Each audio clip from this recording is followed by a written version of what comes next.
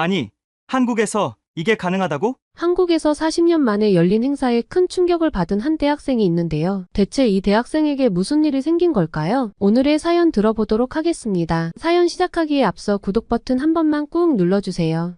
안녕하세요. 저는 22살의 중국인 리타오입니다. 현재 한국의 Y대학교에서 교환학생으로 한국에 거주하고 있어요. 어릴 적부터 저는 군인 가족이었습니다. 아버지는 중국 인민해방군의 고위 장교셨고 어머니도 군 간부로 일하셨죠. 이렇듯 우리 가족 모두 뼛속까지 군인이었습니다. 그래서 우리 집에서는 항상 군대 이야기가 화제였죠. 저녁 식사 시간이면 아버지께서 중국군의 위용과 첨단 무기에 대해 열정적으로 자랑하셨어요. 리타오, 우리 중국군은 세계 최강이란다. 중국의 무기는 그 어느 나라도 따라올 수 없을 정도로 발전했지. 저는 아버지의 말씀을 들을 때마다 가슴이 정말 뜨거워졌습니다. 저는 이런 환경에서 자라며 자연스럽게 중국의 군사력에 대한 자부심이 생겼어요. 학교에서도 중국의 군사 발전에 대해 배우면서 중국이 얼마나 강한 나라인지 더욱 실감했죠. 특히 중국은 200만여 명의 병력으로 세계 3위의 국방력을 갖췄다는 점에서 가슴이 벅차 올랐습니다. 그러던 어느 날 중국에서 대학을 다니던 중 한국으로 교환학생의 기회가 생겼어요. 저는 처음부터 아예 관심을 두지 않았습니다. 왜냐하면 한국은 중국의 속국이자 아시아의 소국이고 더더욱 중국의 군사력에 비하면 보잘것없는 나라였기 때문이죠. 하지만 부모님께서는 오히려 적극적이셨습니다. 다른 나라를 보고 오면 중국이 얼마나 대단한지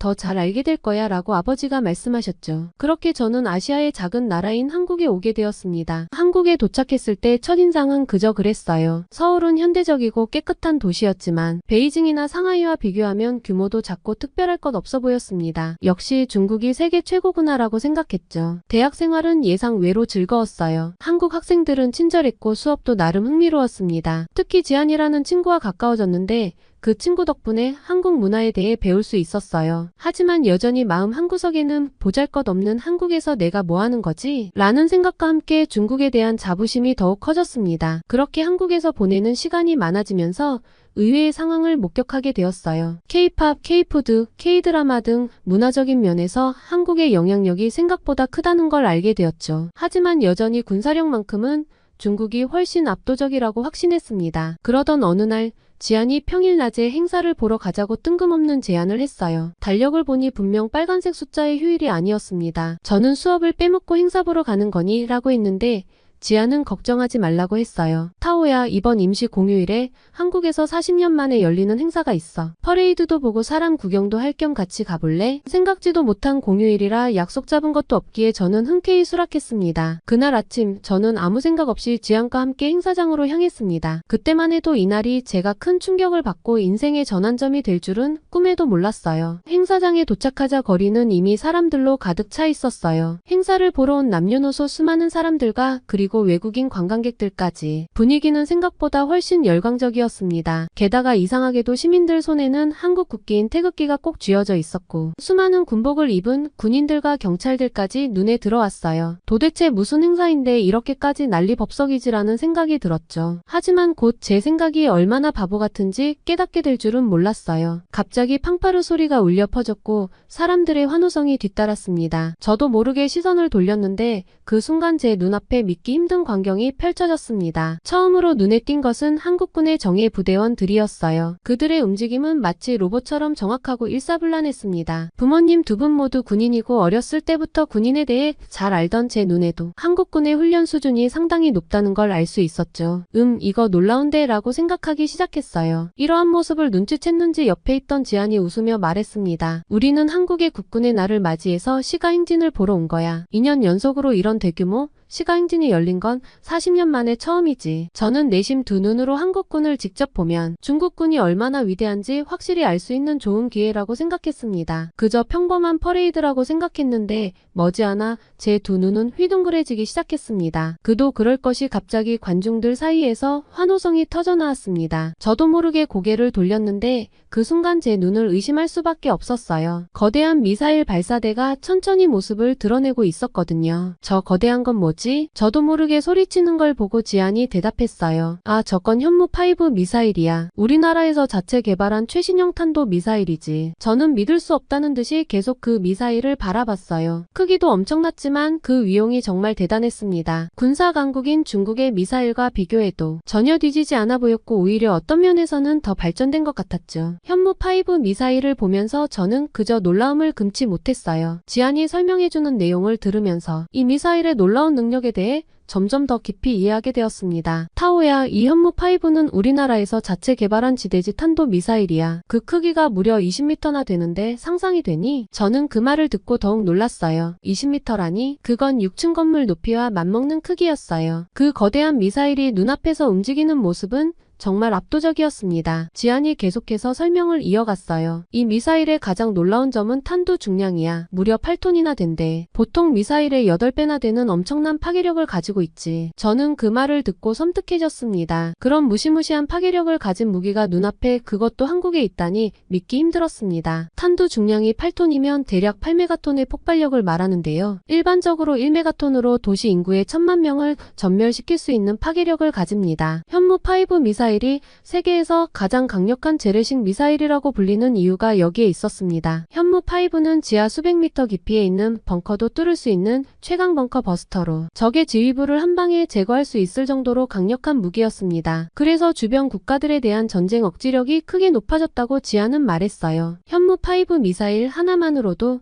전쟁을 막고 북한의 도발 의지를 꺾는 셈이었어요. 타오야, 현무5의 또 다른 놀라운 점은 정확성이야. 지안이 계속해서 설명했습니다. 오차 범위가 겨우 몇 미터밖에 안 된대. 그래서 핀셋 폭격이 가능하지. 민간인 피해를 최소화하면서 군사시설만 정확히 타격할 수 있어. 저는 그 말을 듣고 더욱 놀랐어요. 그렇게 무시무시하고 강력한 무기가 그토록 정확하다니 정말 대단했습니다. 저는 미사일 이름인 현무에 대해서 궁금했어요. 현무는 우리 전통 신화에서 북쪽을 지키는 신이야. 이 미사일이 우리나라의 북쪽을 지키는 역할을 한다는 의미에서 붙인 이름이지. 지안이 웃으며 대답했어요. 그 설명을 들으니 왠지 모를 숙연함이 느껴졌습니다. 단순한 무기가 아니라 나라를 지키는 수호신 같은 존재라는 느낌이 들었거든요. 특히 어처구니 없는 북한의 위협으로부터 한국을 보호하는 신적인 존재라고 느꼈죠. 뒤이어 현무5 미사일의 이동 모습에 경악을 금치 못했습니다. 모든 바퀴를 45도 각도로 꺾어서 움직일 수 있는 개걸음 측면 기동을 선보일 때는 입이 떡 벌어져 담을 수가 없었습니다. 타오야, 현무5의 또 다른 특징은 뛰어난 기동성이야. 보다시피 차량에 실려 있잖아. 이렇게 언제든지 민첩하게 이동할 수 있어. 지안은 현무5의 특이한 발사 방식에 대해서도 설명해 주었습니다. 그것은 냉각 상태로 발사된 뒤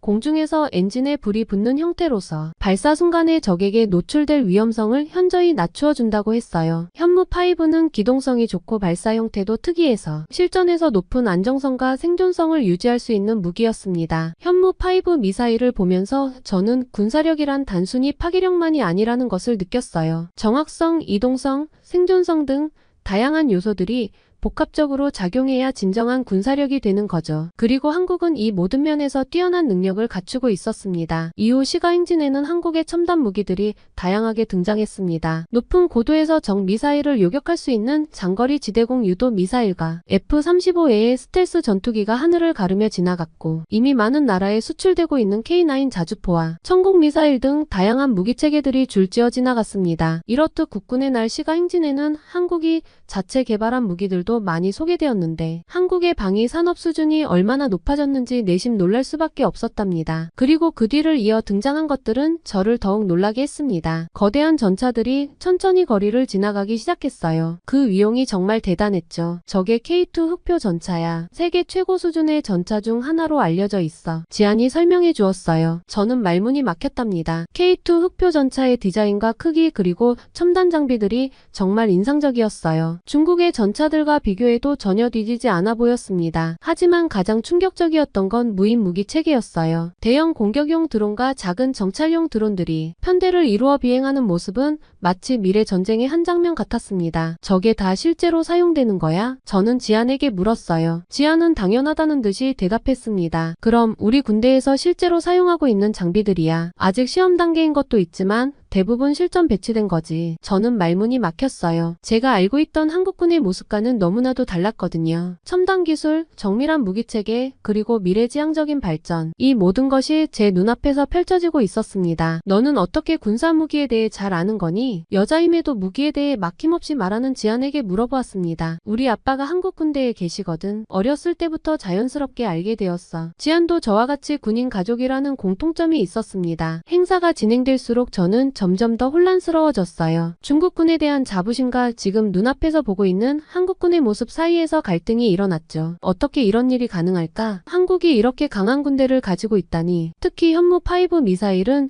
제 머릿속에서 떠나질 않았습니다. 나중에 알게 된 사실이지만 이 미사일의 사거리는 무려 3,000km가 넘는다고 해요. 이는 중국 동부 지역 대부분을 커버할 수 있는 거리죠. 저는 바로 중국을 떠올렸어요. 중국도 이런 미사일의 위협을 받을 수 있다니 한국에 대한 생각이 달라졌습니다. 정확도도 매우 높은 이런 무기를 한국이 보유하고 있다는 사실이 저를 당황하게 만들었어요. 행사가 끝나갈 무렵 저는 완전히 다른 사람이 된 것 같았습니다. 제가 알고 있던 세계와 지금 눈앞에서 본 현실 사이의 괴리감이 너무나 컸거든요. 한국군에 대한 저의 편견은 완전히 무너져 내렸고 동시에 중국군에 대한 맹목적인 자부심도 흔들리기 시작했습니다. 그날 밤 숙소로 돌아와 침대에 누웠지만 잠을 이루지 못했어요. 오늘 본 광경들이 계속해서 머릿속을 맴돌았거든요. 한국군의 실력, 첨단 무기들, 그리고 그들의 자신감 넘치는 모습. 이 모든 것이 제가 알고 있던 세계와는 너무나도 달랐습니다. 내가 그동안 얼마나 우물한 개구리였던가. 이런 생각이 들자 부끄러움이 밀려왔어요. 동시에 더 많은 것을 알고 싶다는 욕구가 생겼습니다. 한국군에 대해 그리고 세계의 군사 정세에 대해 더 깊이 알아보고 싶었어요. 그날 밤 저는 결심했습니다. 더 이상 편견에 사로잡히지 않고 객관적으로 세상을 바라보기로 말이에요. 그리고 그 첫걸음으로 한국군에 대해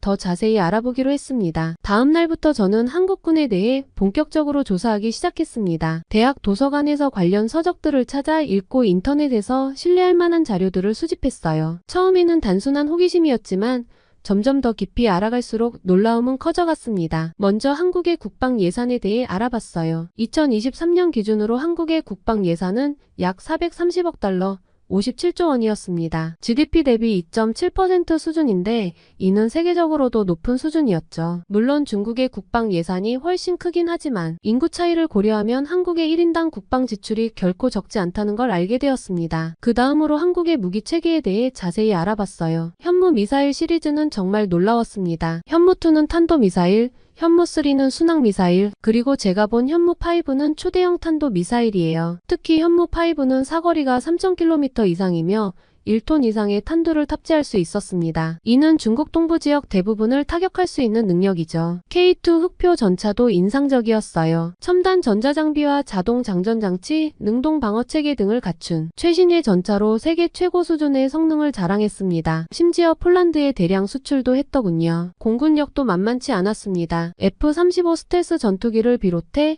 KF-21이라는 한국형 전투기도 개발 중이었어요. 이 전투기가 실전 배치되면 한국은 자체 개발한 첨단 전투기를 보유한 세계 몇 안 되는 국가가 된다고 합니다. 해군력 역시 놀라웠어요. 한국형 이지스 구축함인 세종대왕급 구축함, 그리고 독도급 강습 상륙함 등 대형 함정들을 보유하고 있었습니다. 게다가 최근에는 경항공모함 사업도 추진 중이었어요. 이런 사실들을 알수록 제가 얼마나 한국군을 과소평가하고 있었는지 깨닫게 되었습니다. 한국은 단순히 미국의 보호를 받는 아시아의 작은 나라가 아니라 자체적인 방위 능력을 갖춘 군사 강국이었던 거죠. 특히 인상 깊었던 건 한국의 방위산업 수출 실적이었습니다. 2022년에는 방산 수출액이 17조 원을 넘어섰다고 하죠. K9 자주포, FA-50 경공격기, 그리고 앞서 언급한 K2 전차 등이 주요 수출 품목이었습니다. 이는 한국의 무기 체계가 세계적으로도 인정받고 있다는 증거였어요. 하지만 동시에 의문도 들었어요. 왜 한국은 이렇게 강한 군대를 가지고 있는 걸까? 그 답을 찾기 위해 한국의 안보 환경에 대해서도 조사해봤습니다. 북한과의 대치 상황, 주변 강대국들과의 복잡한 관계 등 한국의 지정학적 위치가 이런 강한 군사력을 필요로 한다는 걸 이해하게 되었어요. 또한 과거의 수많은 외세의 침략과 같은 역사적 경험들이 한국인들에게 강한 자주국방 의식을 심어주었다는 것도 알게 되었습니다. 중국의 속국이자 아시아의 작은 나라로 불과 몇십 년 전만 해도 가난한 나라였는데 이렇게 강해지다니 한국인들의 저력이 대단하다고 느껴졌어요. 한국이 이렇게 첨단 기술을 가진 무기를 자체 개발할 수 있다는 것, 그리고 그것을 효과적으로 운용할 수 있는 능력이 있다는 것, 이 모든 것이 한국이 얼마나 강력한 군사력을 가지고 있는지를 보여주는 것 같았습니다. 한국군에 대한 조사를 마치고 나서 저는 한국이라는 나라 전체를 새로운 시각으로 바라보게 되었어요. 군사력뿐만 아니라 경제, 기술, 문화 등 다양한 분야에서 한국의 실력을 재평가하게 된 거죠. 먼저 경제 분야에서 한국이 세계 10위권의 경제대국이라는 사실을 새삼 실감했습니다. 삼성, 현대, LG 같은 글로벌 기업들의 위상을 다시 한번 확인했고, 특히 반도체, 조선, 자동차 등의 분야에서 한국이 세계적인 경쟁력을 갖추고 있다는 점이 놀라웠어요. 기술 분야에서도 한국의 실력은 대단했습니다. 5G 통신, 인공지능, 로봇 기술 등에서 한국이 선도적인 위치에 있다는 걸 알게 되었어요. 특히 군사기술과 민간기술의 융합이 잘 이루어지고 있다는 점이 인상적이었습니다. 문화적인 면에서는 이미 K-팝, K-드라마의 영향력을 알고 있었지만 이제는 그 이면에 있는 한국의 소프트 파워를 더 깊이 이해하게 되었어요. 한국 문화가 세계적으로 인기를 얻은 이유가 단순한 우연이 아니라 체계적인 노력과 창의성의 결과라는 걸 깨달았습니다. 이런 새로운 인식을 바탕으로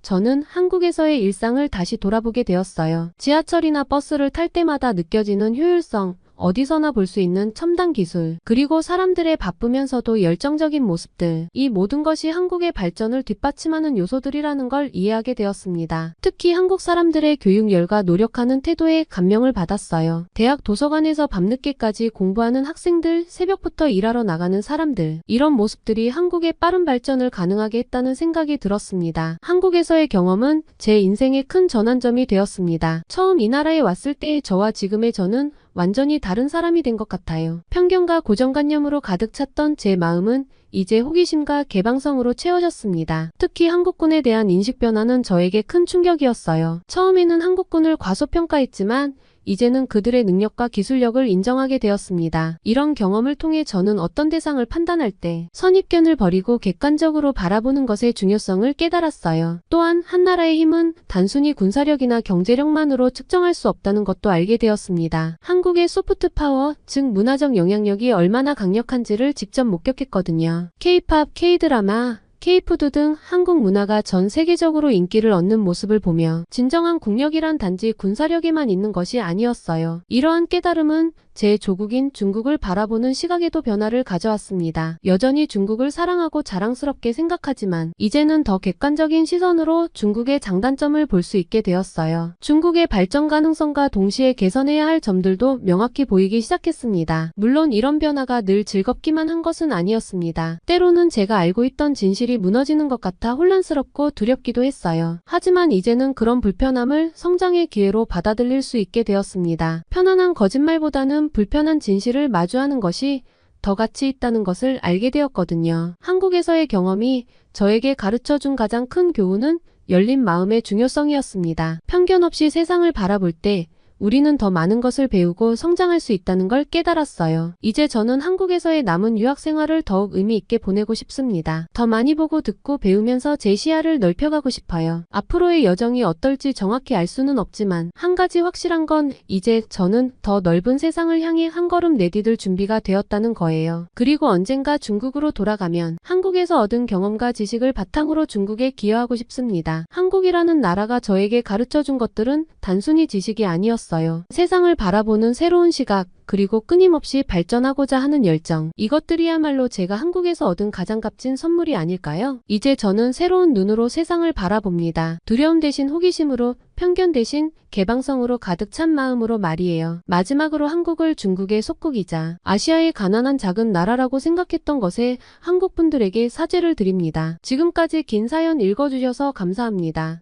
한국군의 압도적인 위상에 크게 놀란 중국인 대학생 리타오의 사연 어떠셨나요? 국군의 날 행사에서 현무5를 보고 느낀 감정을 댓글로 남겨주세요. 오늘의 사연이 마음에 드셨다면 구독과 좋아요, 알림 설정 부탁드립니다. 여러분의 구독과 좋아요는 더 좋은 영상을 제작하는 데 큰 힘이 됩니다. 지금까지 감동적인 사연을 소개하는 감동 더하기였습니다. 오늘도 행복한 하루 되세요.